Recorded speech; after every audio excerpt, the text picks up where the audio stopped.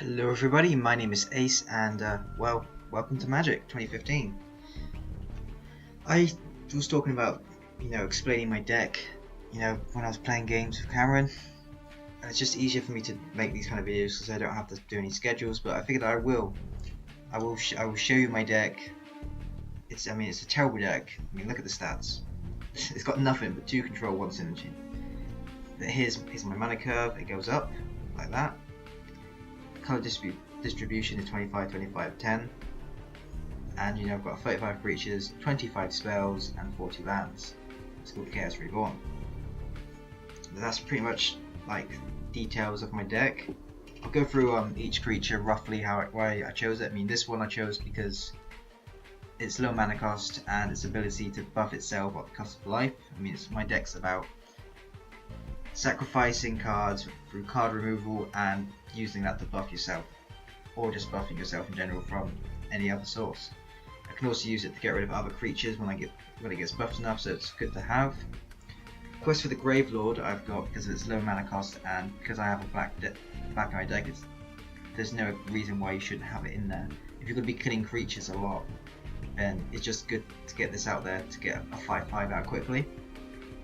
Stuff the Past just for exile, so I can make sure that creatures that are really pesky creatures don't come back, and I get life from it as well. Death Cult is cheap to throw out, and I get life from it. It's just a good throwaway. Child of Night for the lifelink and the fact that it's a vampire, it can combo with other vampire cards, and it's pretty cheap. Tribute of Hunger for the life and for card removal, and it's not too bad on costs.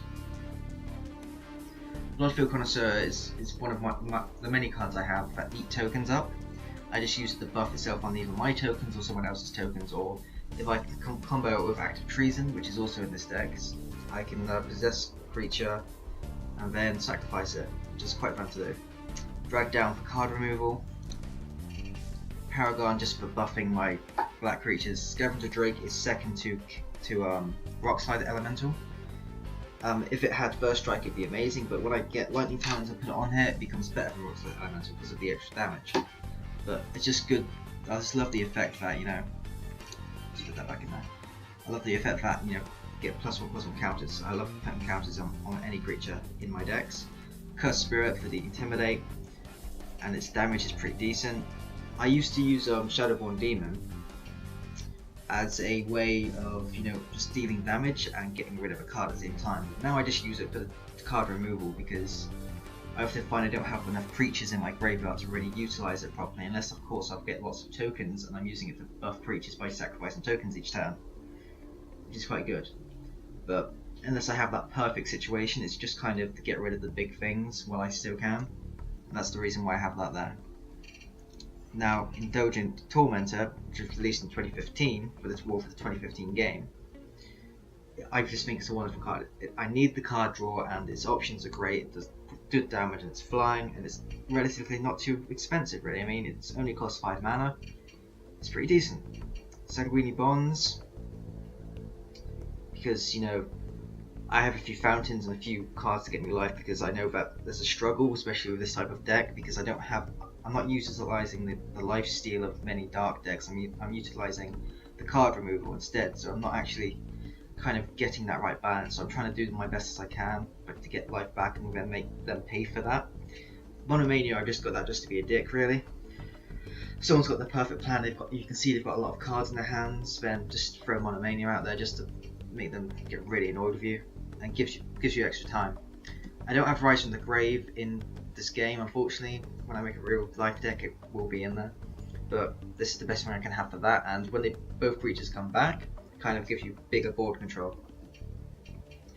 Just for card picking, you get to choose a particular card. Say you as I could really do with that card, but then you don't have it in your hand, but you get Runescar Demon, and boom, you have everything you need. But Griselbrand, it's a pretty decent legendary if you've got life for it. I often use this when I have 14 life. Generally, it seems to be the time it wants to show itself to me. And then I draw my 7 cards, and I'm like, yep, now I'm sorted. Because I often have problems with, I often top deck It's a really expensive card though, but you know, it's lifelink and it's flying, it's pretty good. This card can, you know, avoid board wipes and just most sorceries and instants if you time it right, and it's got great damage. I rarely get this thing out though because it's quite expensive. Banefire has been a lifesaver many times. It's a really useful card, it's really cheap, and its ability to not be blocked over 5 damage is just wonderful. Because I have quite a few Goblin token creating cards and a few Goblin token sorceries, this card is quite useful for buffing just all my creatures in general. This Goblin can avoid board wipes and it's good to just throw it there quickly to get the job done, and it's free damage and people will either block it or you manage to get that damage through.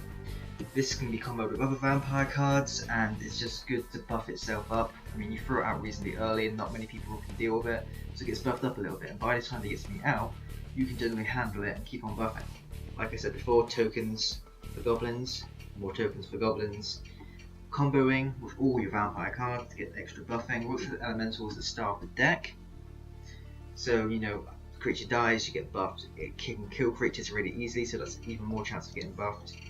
Probably my favourite enchantment, really, if that's cheap, because of the first strike it gives it and the huge damage.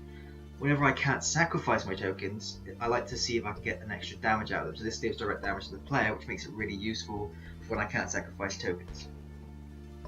This is good to get rid of that big creature. If I have Bloodful Connoisseur out, I can just take control of it. Or if I don't have that, just to deal with damage that I know will win me the match. But Kranos is good for the Scry or Scree, I don't know how you pronounce it. But this damage is nice as well. To buff my red creatures, it's essential. My only really avoidance from any white creatures, which are like the arch enemy of my deck, is just white and blue. It's just really useful, and the monstrosity free, giving it snaking at 7/7 is just really useful too. It can essentially do 6 damage really. It's 3 damage, and if it dies, you know, it can do 3 more.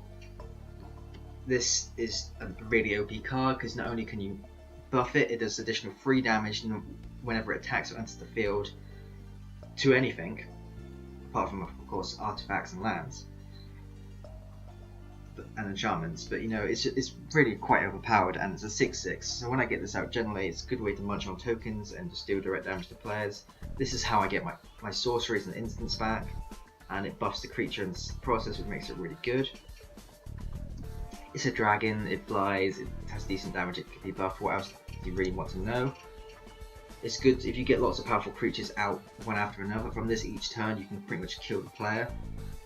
This is good for getting rid of 2/2s and walls in general that are blocking you. So it's quite a useful card. Indestructibility, and it gives you +2. This is a good way to shuffle your deck and get life, more lands, flying so you can reach the flying creatures and avoid the land ones, even more lands, artifact creature, indestructibility, and be able to flip a coin to decide whether something dies or not. It's quite useful. This card is a bit too expensive, I think, because by the time you get it out, you don't really get the damage that you want it. It's not really value for money, you could say. And then Kozilek finally, because, you know, why not? And that's how my deck goes. That's all my creatures. That's why I've chosen them. That's how my deck plays out. But despite all those stats, despite what people say, despite the bad and extremely high amount of mana and the fact that I have a 100-card deck, it doesn't really bother me. I like how it works, and sometimes it works, sometimes it doesn't, but that's what I like about it really. It makes it a fair game, it makes it even, and it makes it fun. So you never know if you're going to win or lose. And yet I still get to play with the cards I like.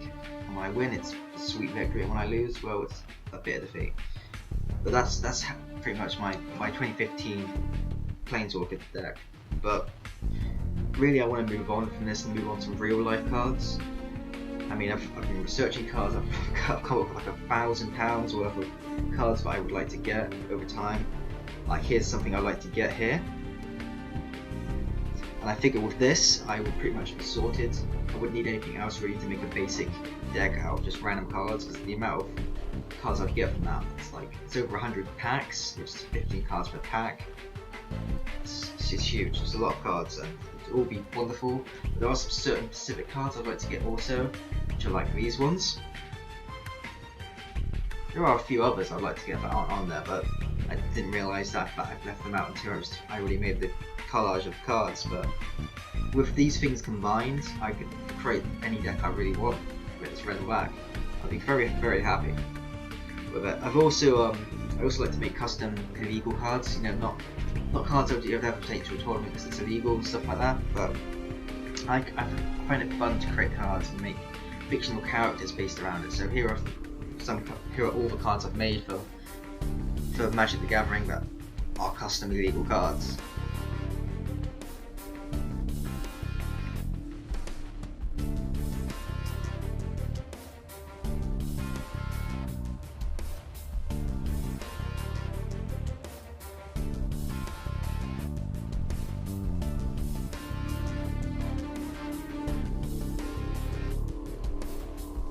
So yeah, that's pretty much it.